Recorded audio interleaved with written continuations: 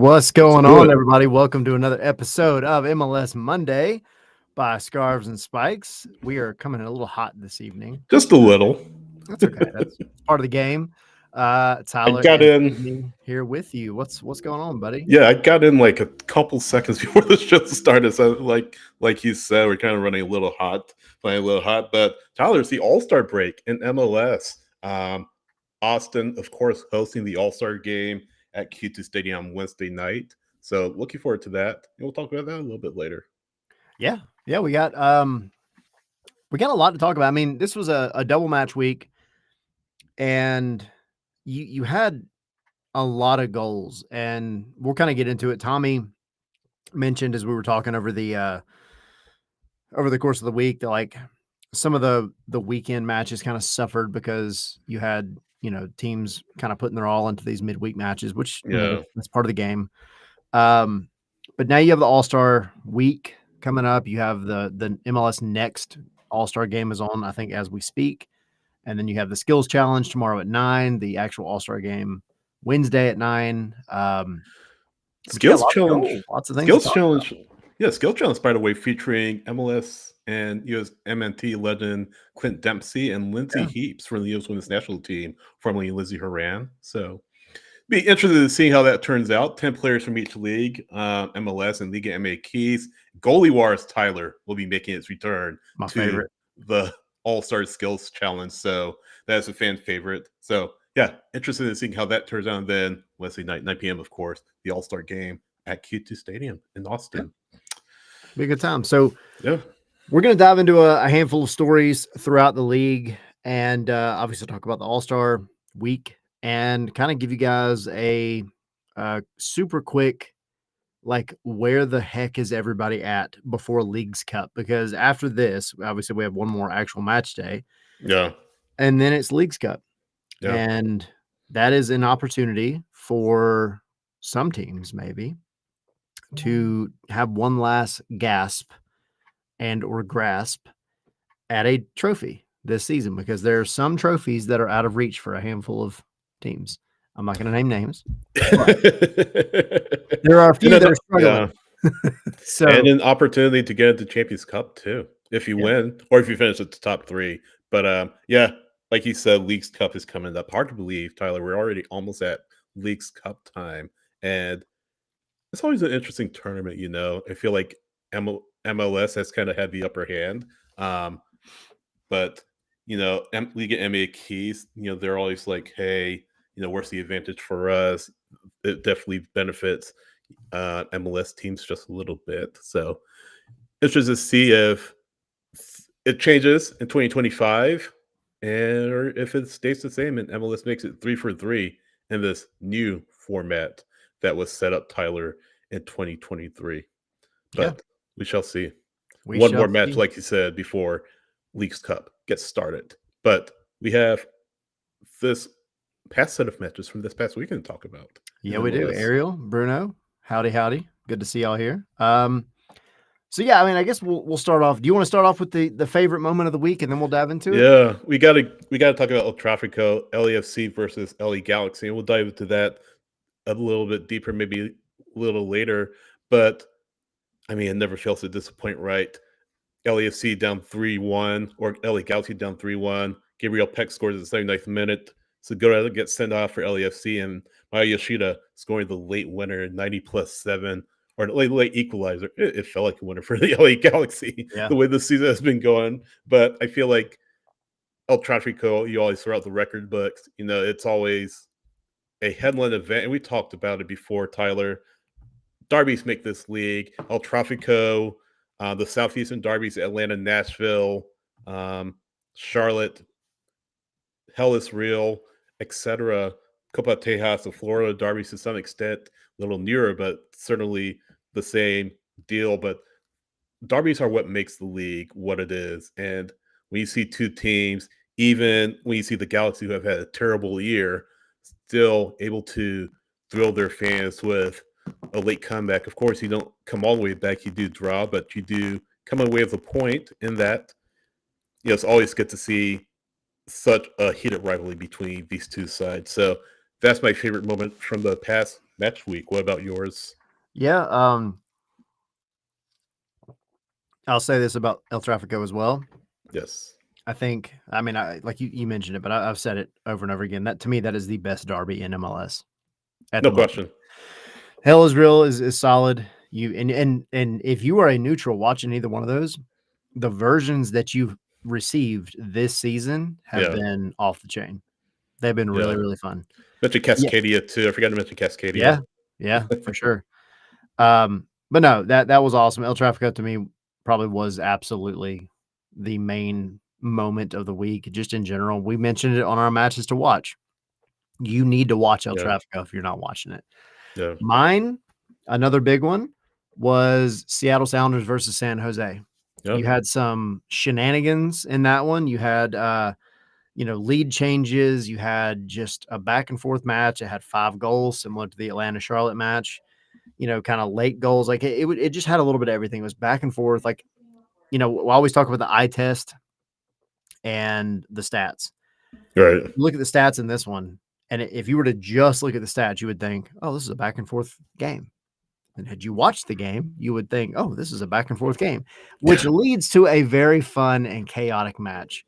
Yeah. And it was a good one. I thought it was just a very, very good moment for the Sounders, who haven't really scored as many goals this season as I'm sure they hoped. Right. San Jose, on the other hand, of course, still pulling out goals left and right because they just have that kind of attack at their disposal Yeah. at the moment. But it made for a very entertaining match, and I had a good time.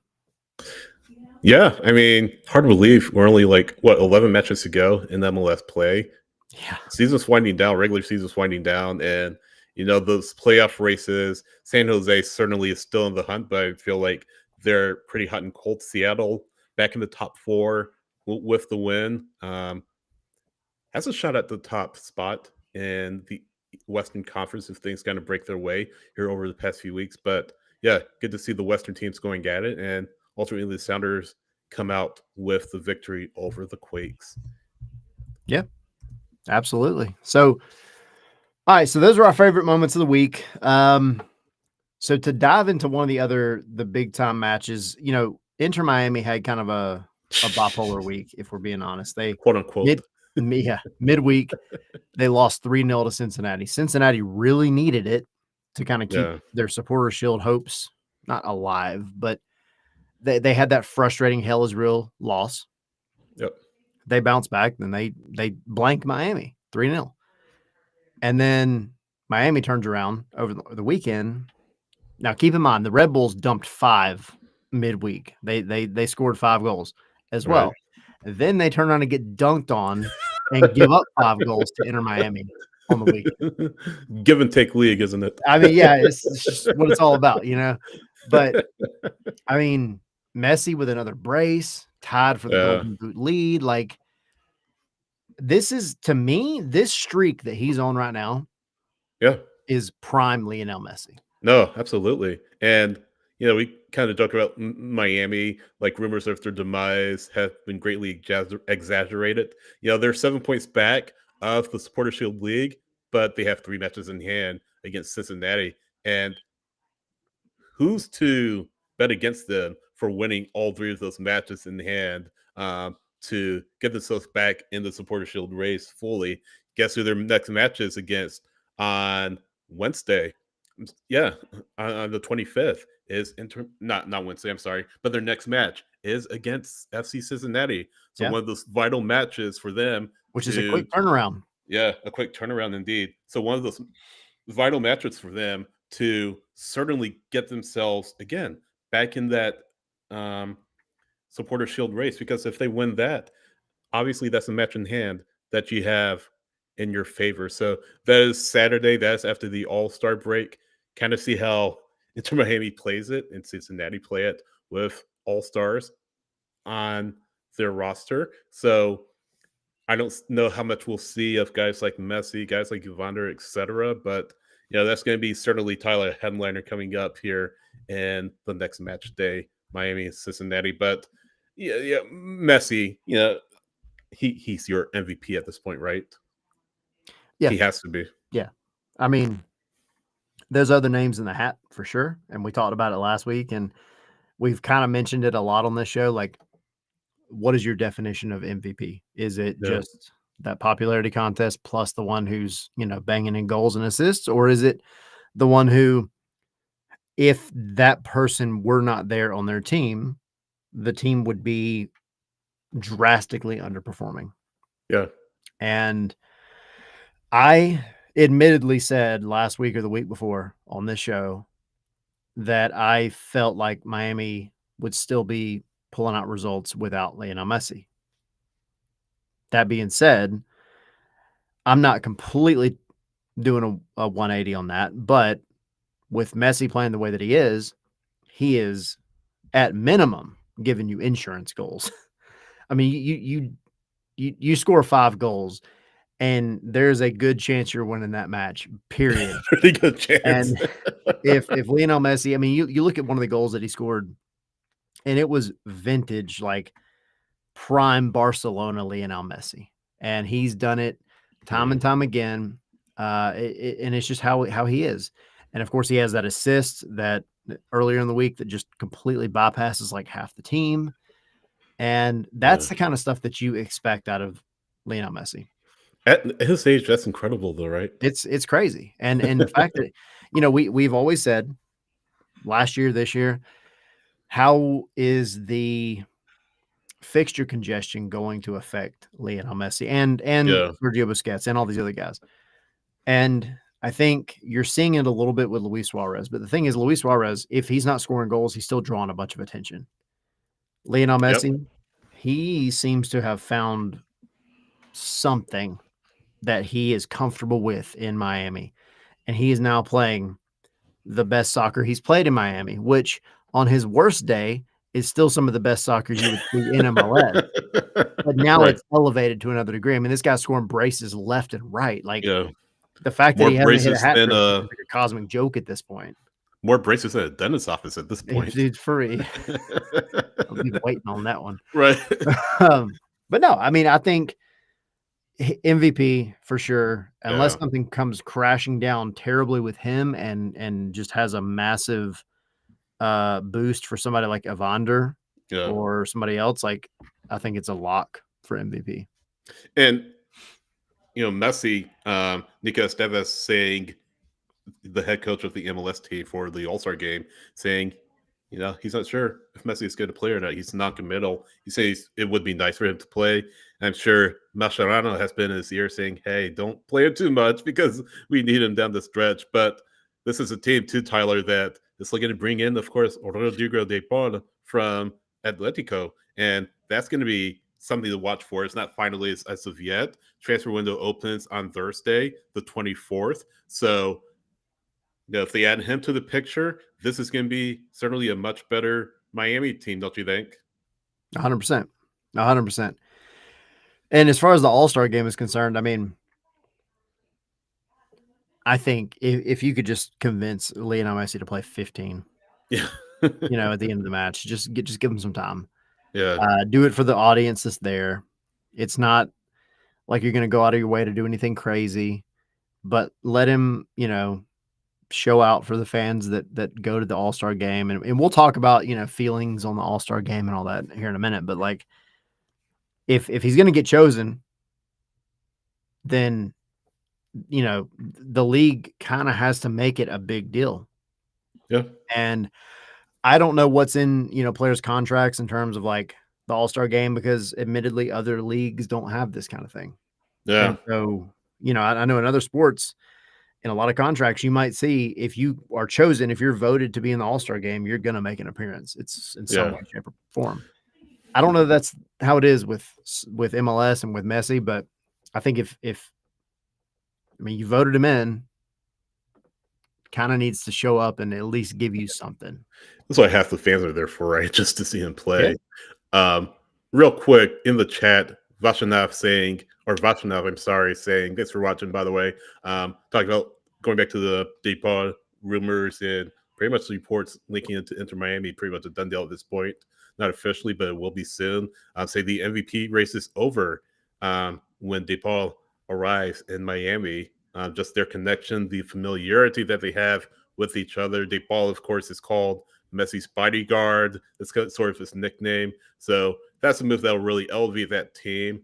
Loan with an option to buy, a lot of mechanisms that Miami have done, and a lot of discussion around, hey, is this legal or not? So hint, hint, nudge, nudge, wink, wink, nudge, nudge, I should Yeah. say. But but that's how it looks like it will be. So Miami looks set to make a push up the table and a big step, 5-1 over the Red Bulls on Saturday.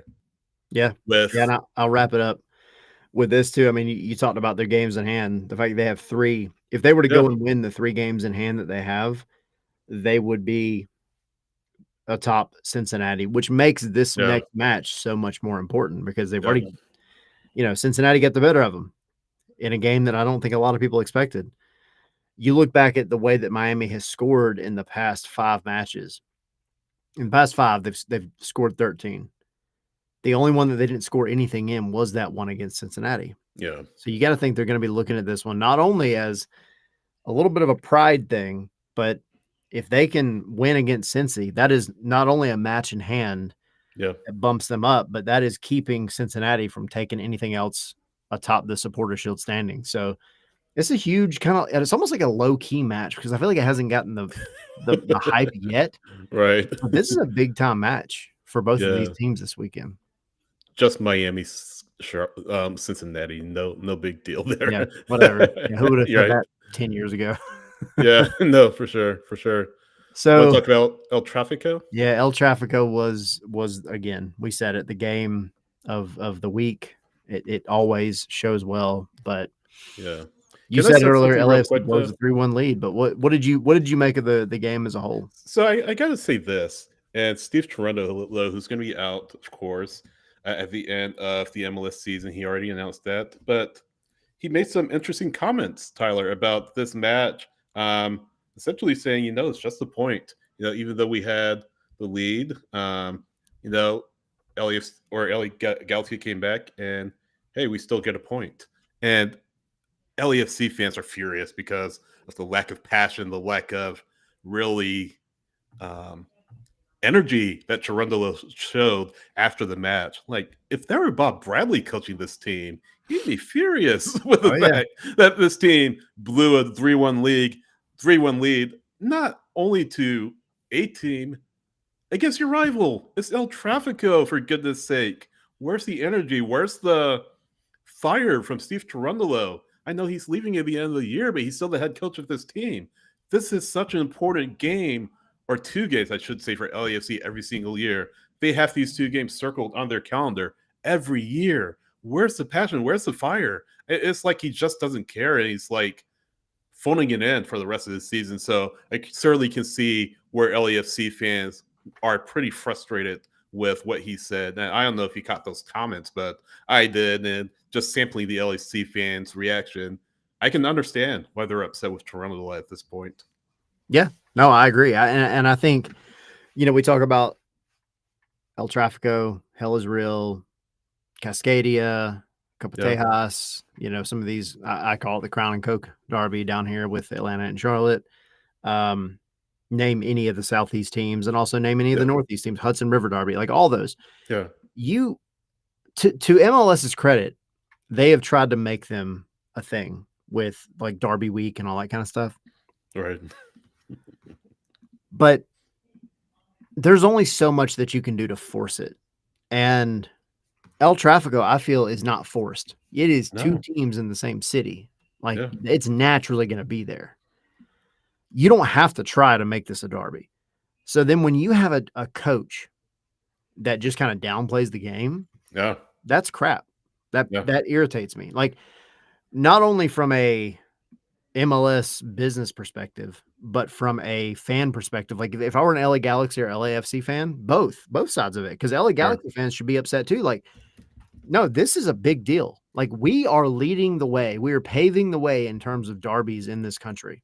This country doesn't have a history of that. They don't have a North Yeah, London derby that goes back 120 years. Like, they don't have that kind of thing. So, yeah, I mean, your head coach should be coming into it. Your whole team should be coming into it with this mindset of, no, if we lose this, we've got to hear about it for the next 6 Right. months to a year until we play Right. these guys again. Like, it should be a big, big deal.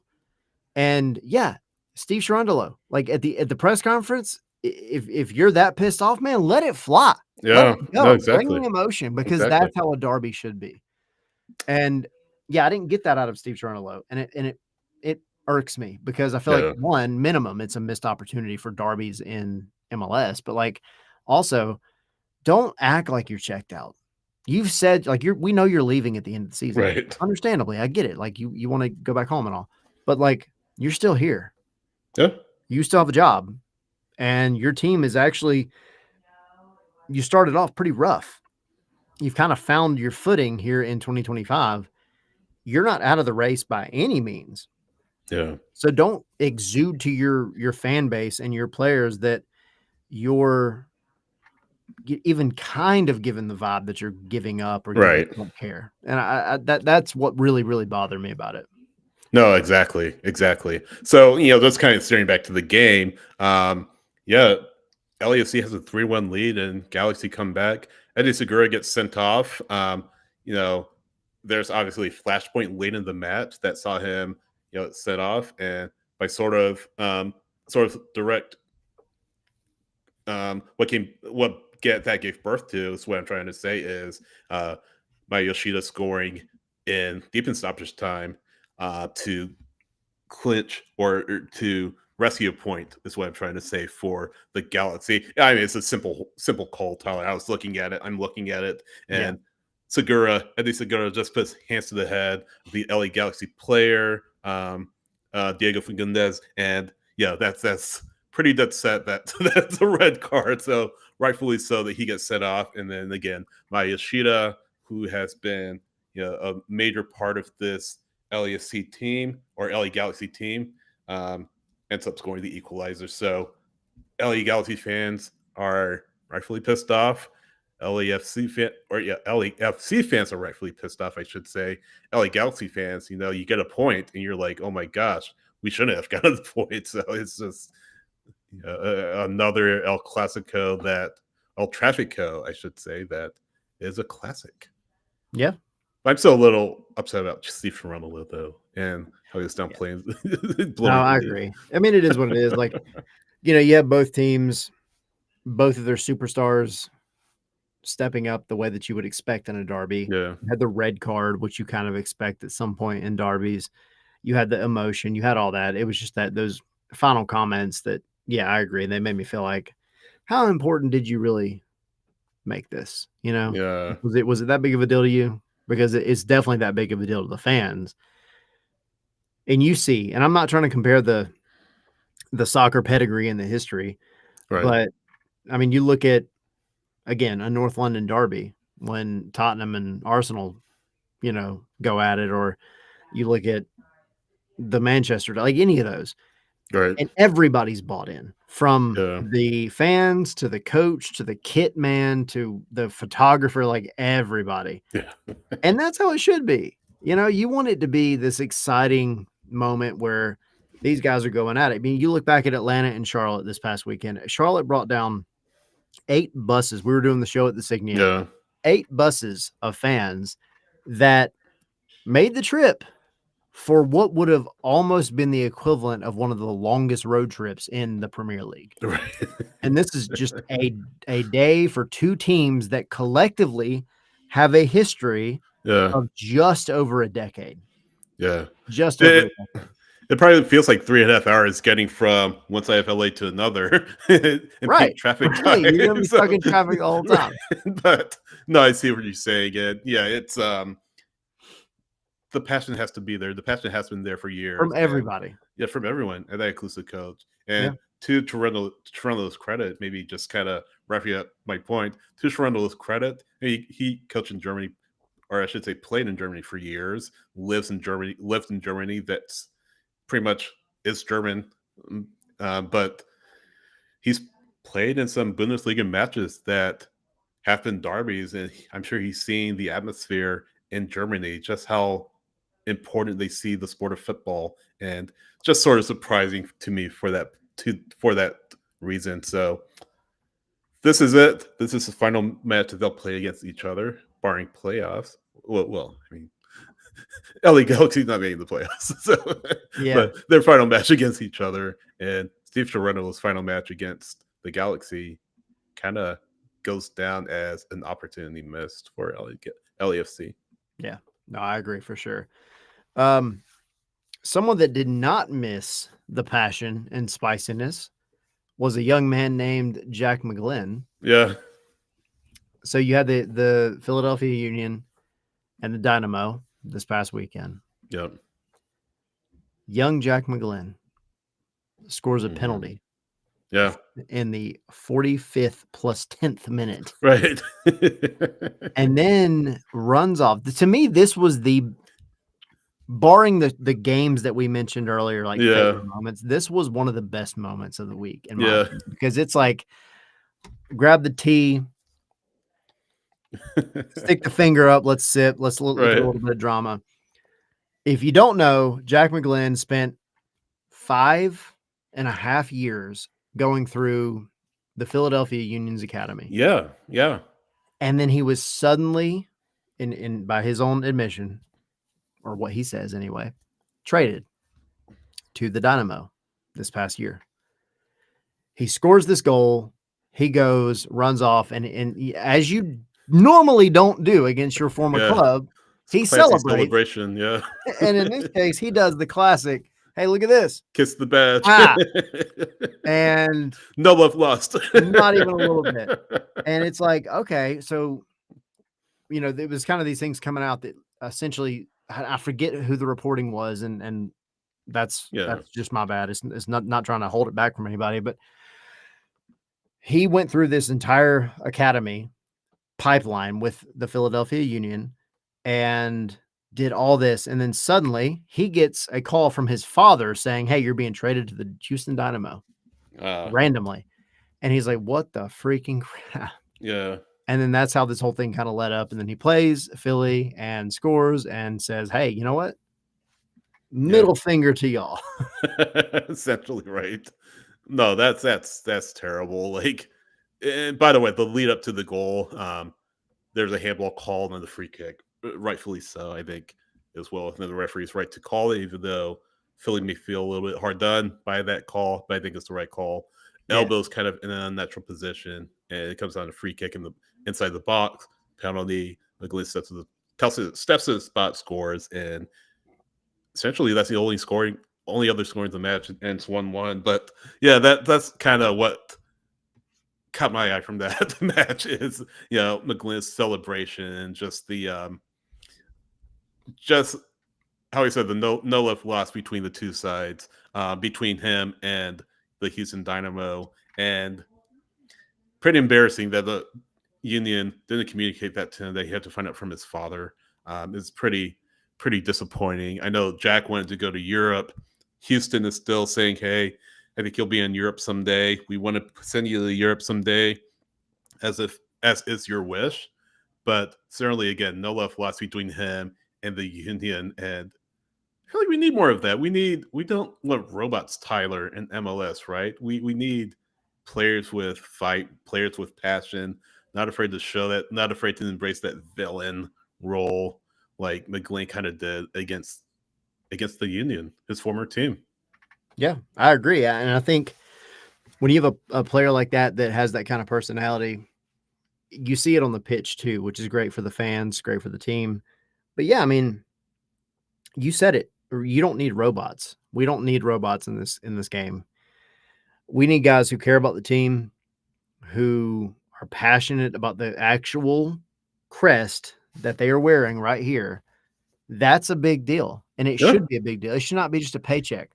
And you look at Jack McGlynn, he's a young guy. We talk about it with Atlanta a lot. Yolt's saying in the chat that's what's going to happen with Efrain Morales. Yeah. I mean, I don't know. I mean, Efrain was a situation where he's in college at Georgia Tech, and he's got anxiety over this transfer window, and he gets traded out to Montreal, as we've seen, which might be in the long run the best thing for his career, and in the long run for Jack McGlynn might be the best thing for his career. We don't know, but I agree. I think in the modern game, especially in the United States, you have almost too much. This might sound really bad. You almost have too much respect for other teams in general. If somebody wrongs you, I'm not saying it's the right thing, but it is the Right. human thing to go and have an opinion about the person that wronged you. Yeah. And if a club that you have literally grown up with Right. suddenly says, "Hey, you're out," Yeah. and you're going to find out from your father, Yeah. I would not be mad if that No. was my child and they had a little bit of a thing to say about it. I Yeah. wouldn't be mad at it. I mean, I would understand it. Now, is it the professional thing to do? Maybe not. But Right. also, like, hey, I'm a human being. I'm not a robot. So stop Yeah. treating me like a robot. Yeah. I'm gonna go from here. I'm not gonna act like a robot. I'm gonna show you how I feel. And I feel like Jack McGlynn did that. And good for him. Yeah. I appreciate it. And to your point, yeah, a little bit more of that. Absolutely. I'll take it because it adds a little bit of spice, a little bit of flavor to the league. And I think look, at minimum, it's gonna create headlines. Yeah. And I mean, we're talking about it. exactly. But like, Jack McGlynn, we all know he has the talent in some way, shape, or form to end up in Europe. Don't think that scouts and European teams are not going to see this storyline and say, "Oh, who's that kid?" If they didn't already, Yeah. which I'm sure they do. But like, Yeah. I like it. I think it's much better than having such a mundane league where you have players that just kind of follow the status quo and it's just very basic and it's kind of boring at times. Like, no, good for you, Jack McGlynn. I Yeah. appreciate that. Yeah. No, who had a bad day or who continues to have a bad day on the Revolution. What's it now? 1, 2, 3, 4, 8 winless in a row. 6-2. Does Caleb Porter make it through the season, Tyler? Yes or no? Yeah. No, hang on. Oh, man. Switching it up. Ah, Mid-sentence. if I had to just say yes or no, Yeah. I had to say yes or no. Right. I will say yes Why?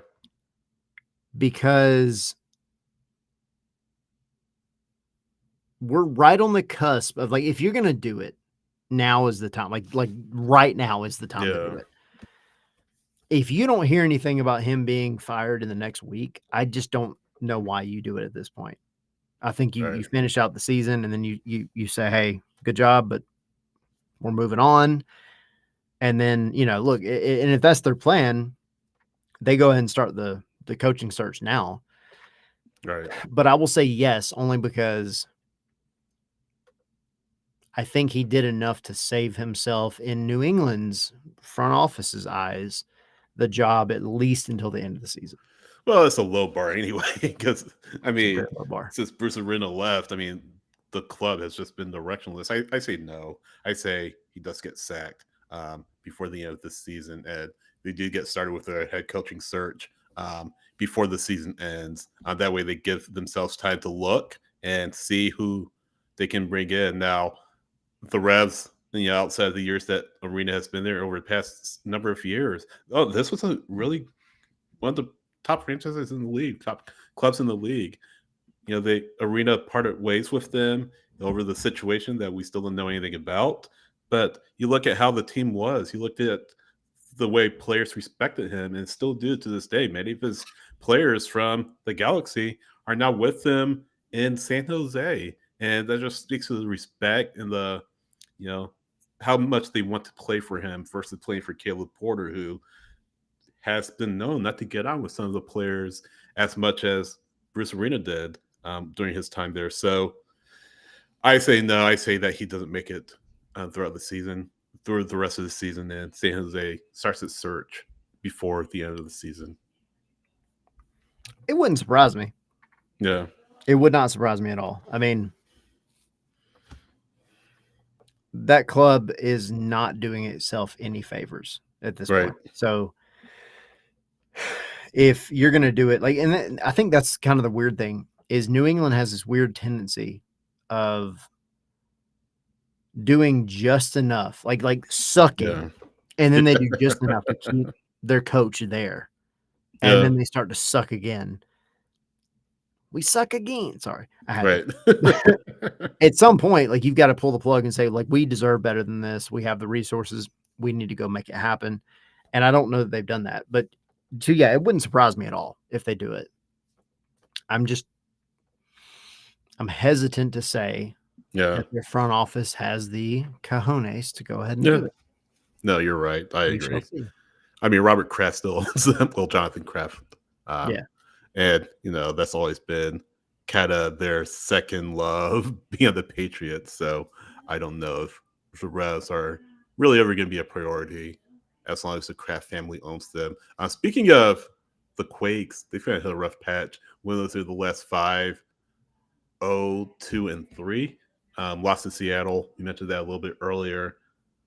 I mean, is this what we expect from the Quakes moving forward, or does Bruce Arena get them right after the All-Star break, do you think?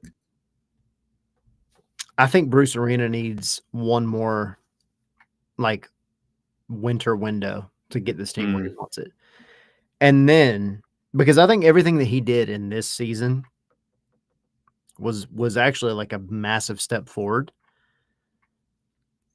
I don't want to say that this summer window is going to be the one that changes things, but I think Yeah. if he gets one more winter transfer window, that might be what really sets this team off, because he knows what he wants to, and I love this. He knows what he wants to do, Yeah. and he has handpicked everybody he wants to bring in. Yeah. And it's actually working for the most part, but, like, there's MLS roster rules dictate there's only so much that you can do in an off season. Yeah. And the fact that he got this team where it's at from where it was last year in one off season is miraculous. Yeah. You give him the summer window and we'll see what happens, but give him one more winter window to go into a brand new season. And I think that's when you really, really start either A, celebrating Bruce Arena, or B, Yeah. judging Bruce Arena, because it's all going to, like, 2026 for San Jose is massive.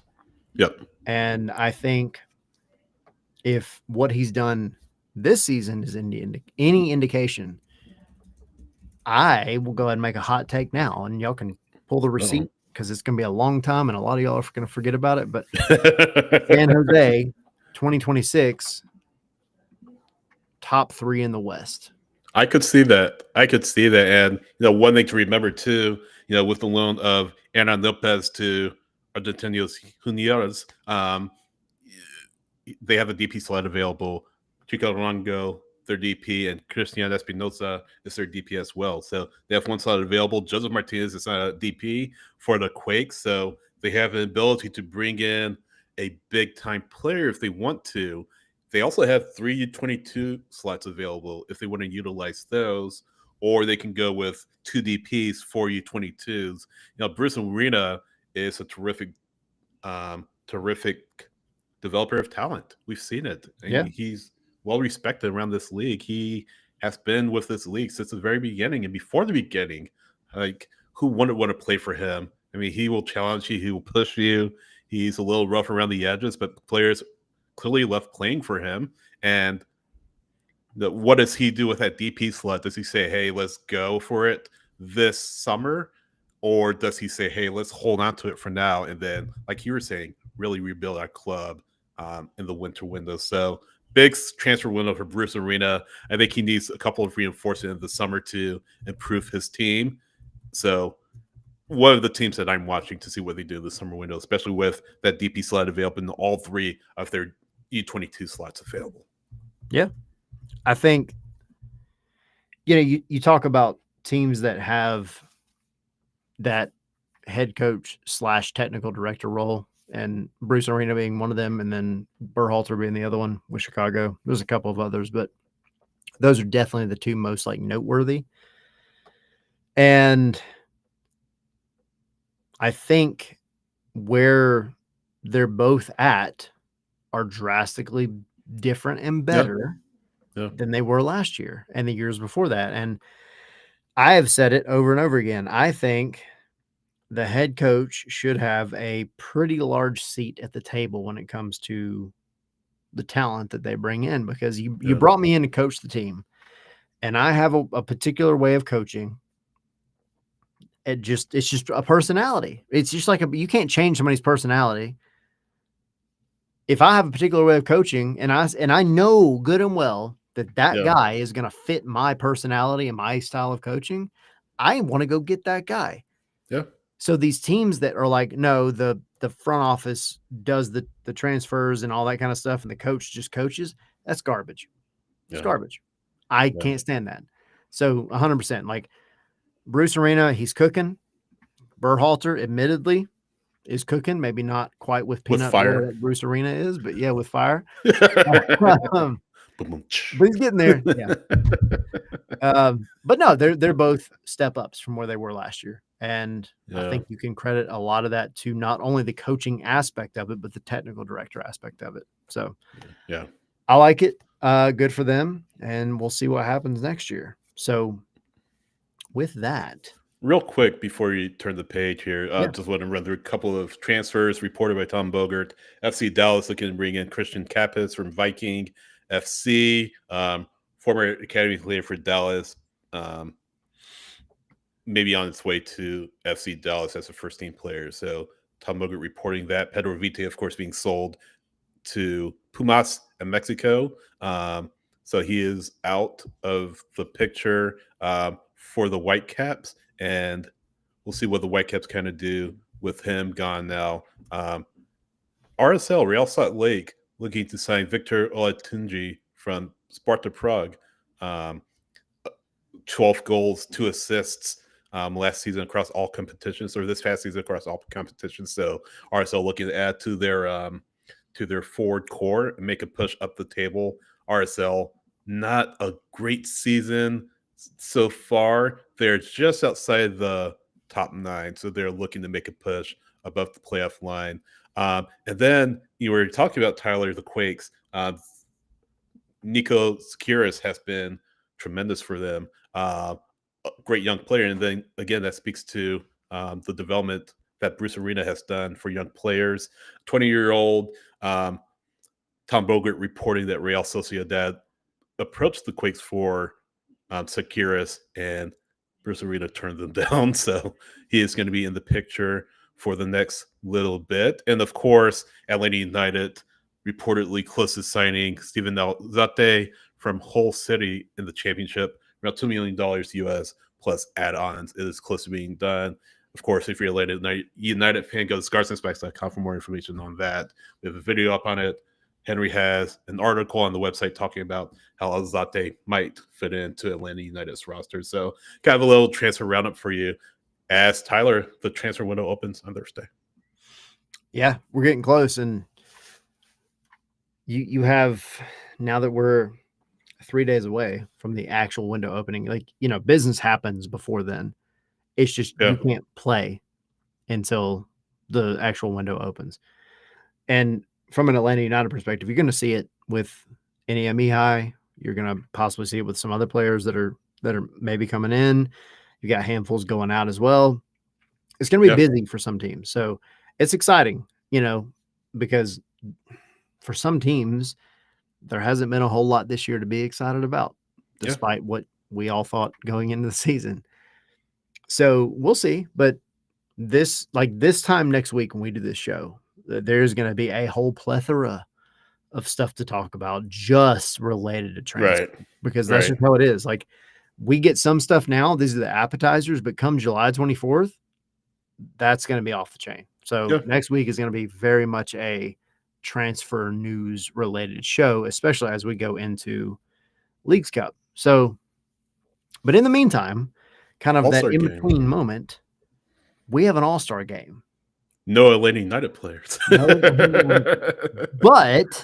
yeah, the goalie wars, though. We do have goalie wars. Goalie wars. Lots of fun stuff. Like, everybody has their opinion about the All-Star game, and I get it. Well, what's yours? Do you like it or no? I am torn right down the middle. I enjoy two things about it. The pride that comes when one of your players is big. Like seeing Thiago Almada, was it 2023? Yeah. Maybe it was last year. I don't know. but him in the skills challenge, just killing it.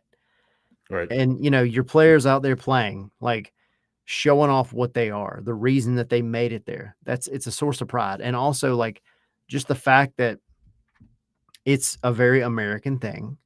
And Like the MLS, draft. for all the stuff that, like I said, yeah, all the stuff I said about the derbies earlier, MLS also needs to have its own culture.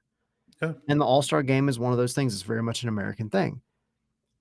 But I am not a big fan of having to worry about, because Atlanta's been burned in the past, whether or Right. not one of my players is going to come back from this thing injured for the Yeah. rest of the season. And that irritates me. That's why, like, Estevez, it's kind of like, do I play Messi? Do I not play Messi? Because if Messi gets hurt, like, Mascherano is going to, like, drive down to Austin and Instant strangle him. public enemy number one. Instant along with Inter Miami's fans behind him. Yeah. And that's the thing. That's part of it. It's like, it's a great opportunity to showcase a lot of things. But if we're being honest, it is a lot of just pomp and circumstance. Yeah. Which is cool because, again, it's American and all that stuff. But like, if Atlanta had any chance of making it to the playoffs right now, what I want, Latte Lath or Miguel Almiron going to the All-Star match? Probably not, because I need you to be focused 100% on Atlanta United. And so I get that from a lot of fans that are like, hey, let's not worry about this. Like, we're trying to make it to the playoffs and do important stuff, not worry about this freaking All-Star game. So I understand it. That being said, it's happening. Nothing's going to change it. So this week, you can talk all the crap you want. Come join our Patreon, patreon.com/scarves and spikes. We do watch alongs if you don't know, because this is our normal MLS show. But for a lot of the Atlanta United away matches, we do watch alongs, which consist of us getting into a room and we have drinks, we have fun, we talk, we chat, we talk crap about everything going on in the game. And it's just like sitting in a bar watching with your buddies, and you're all on essentially like a Zoom. We're going to do that this Wednesday for the All-Star game, 9 p.m.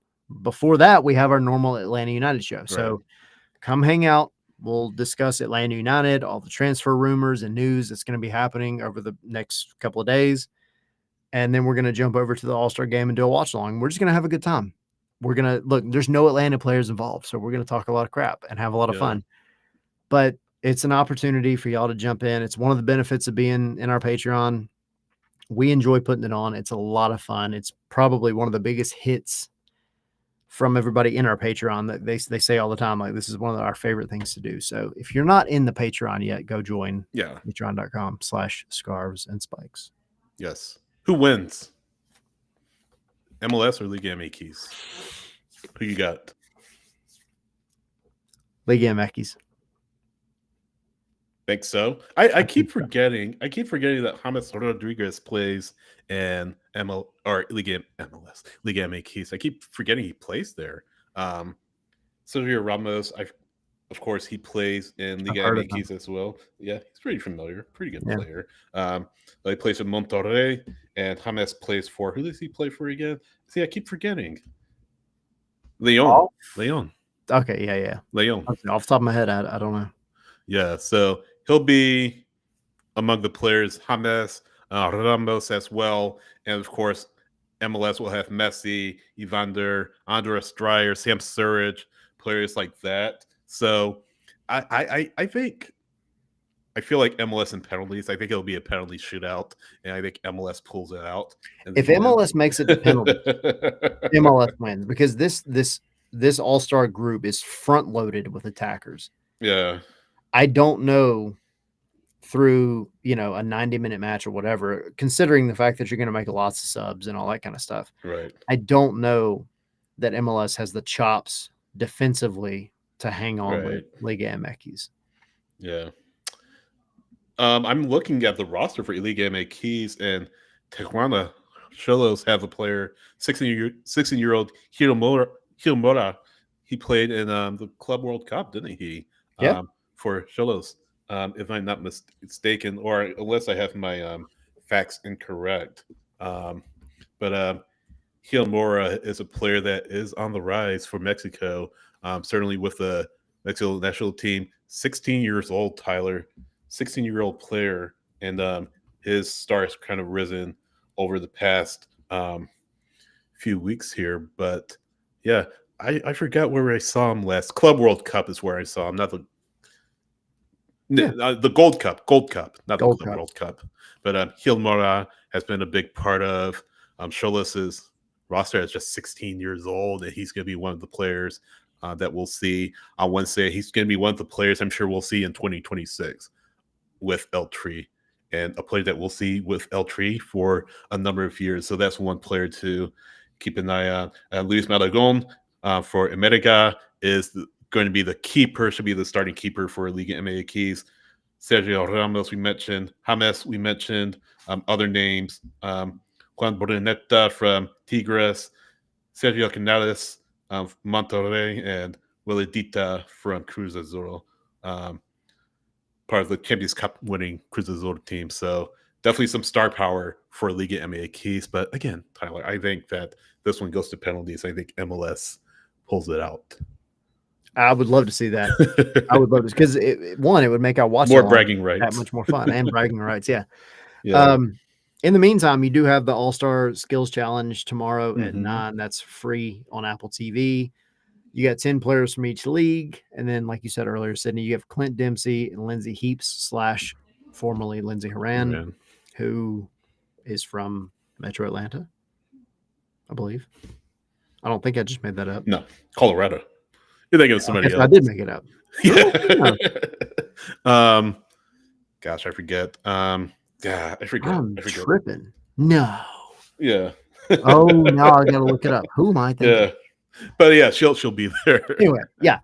And then you have Oribe Peralta and Nicky Hernandez for Liga MX. But the cool thing about it is, like, I think for newer, younger soccer fans, you're thinking of Emily Sonnet, by the way. Sorry, Emily Sonnet. I don't know why I knew what I was thinking. Yes, but even Lindsey Horan, and some of these other players, like, younger fans are probably a little more familiar with them. Yeah. Clint Dempsey has not gone anywhere, but Clint Dempsey hasn't played in a minute in front of, the kind of audience that you're looking at now. And I think for Clint Dempsey to just go show what he's about, that little bit of street ball. Yeah. Kind of Clint Dempsey, right. I am excited about South Texas in them. Yeah, man. I'm so excited to see that. He has an X-Dog in them. Yeah. And I hope that a lot of young kids / Atlanta United players look at Clint Dempsey and the way that he presents himself on the pitch, even if it's just for a skills challenge. Yeah. And they take notes and they say, hey, I want to be like that guy. Yeah, I said South Texas. I meant East Texas. I have my geography wrong. So Clint, if you're watching, it's Southeast Texas. Because Nacogdoches, Texas, in East Texas. So he has definitely that X-Dog in him to this day, even retired. Yep. I mean, just here he talks about two players and about players. He doesn't care, and for good. I mean, he lays it out like it is. Yeah. I've got no problem with that. Yes, we need more players like that. But yeah, join us on Patreon, patreon.com/scarves and spikes, and join our live watch along at 9 p.m. Eastern time.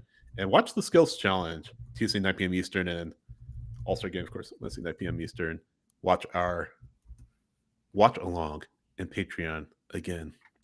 Tyler, Leagues Cup coming up. Yes. Like we mentioned.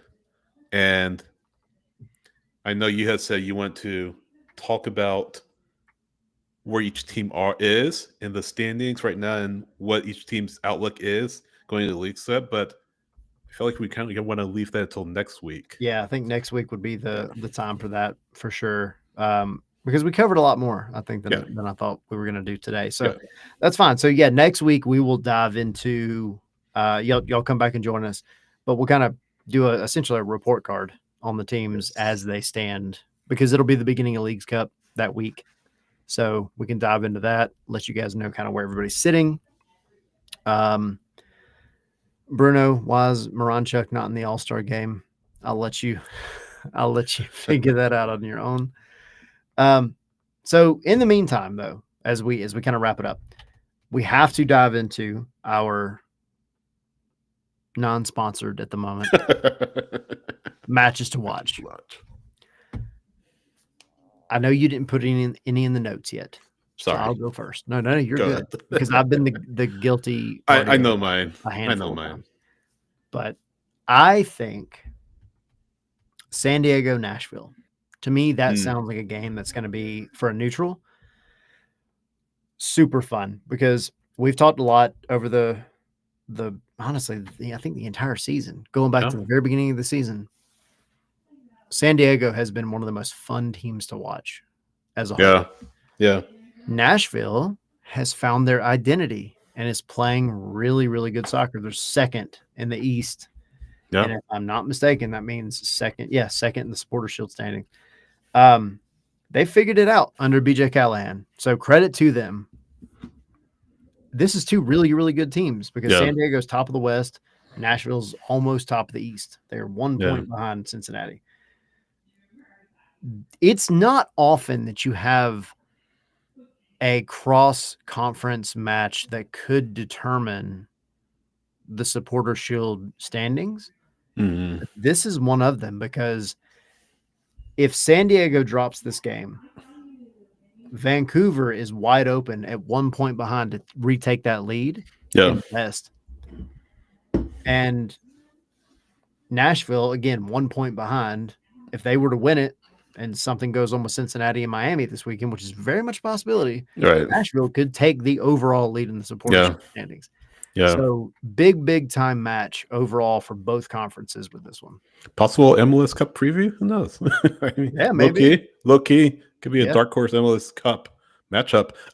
Minus the easy one. Is Miami Cincinnati on Saturday. I mean, look, Miami, we talked about earlier, have been in unbelievable form thanks to Messi, the way he's been playing. Does he score another brace against Cincinnati? We'll see. But Inter Miami, of course, looking for revenge, looking to make up matches in hand against their opponents. Of course, Cincinnati won the first fixture the other day, Wednesday, 3-0. So Miami have that fresh on their mind, looking for revenge, looking to get back. Some battle of, I think, your MVP front runners at this point, Tyler, between Messi and Evander. Those two have been on another level for weeks. Certainly Messi more than we expected at this point, I think, but certainly Evander has been a driving force in getting Cincinnati back to where it is right now. Two very talented players, two of the best players in MLS going at it in South Florida. Inter Miami versus FC Cincinnati is my match to watch. I like it. Yeah. It's two good ones. You have some really fun ones this weekend. So, and again, for the All-Star match this week, if y'all are not a part of our Patreon, go join. It helps us bring you guys this show and overall our coverage of the league, of Atlanta United, of U.S. soccer, especially as the World Cup is coming. So many tiers, but you do get access to our Discord. You get access to the watch-alongs, among other things. But the watch-along is what we're going to be doing Wednesday. So we'll have our normal show, 7 o'clock. And then after that, we will jump over to the watch-along for our Patreon members. And we're going to have fun watching the All-Star game. Whatever happens, we're going to see it together, and we're going to enjoy it together. Yes. And it'll be fun. So if you're not a part of Patreon, it's patreon.com/subscribersandspikes. So y'all go hop in. We truly, truly appreciate it. Yes. And follow us on social media as well. We're at Scars the Litter and Spikes on X, scarsandspikes.com on Blue Sky, Scars and Spikes everywhere else. I'm at SH Rice on X and Blue Sky, SidH.soccer on Instagram and Threads. Tyler's at ATL Pilgrim on all major social media platforms. And of course, scarsandspikes.com, where you can find our Lady United news analysis and opinion. Busy weeks, Tyler, with the transfer window opening up, and we'll be here to cover it. Absolutely. We'll have all the news for y'all as far as MLS stuff on the show next week. Atlanta United stuff will be all throughout the week, especially on the website, scarsandspikes.com. And with that, perfect time.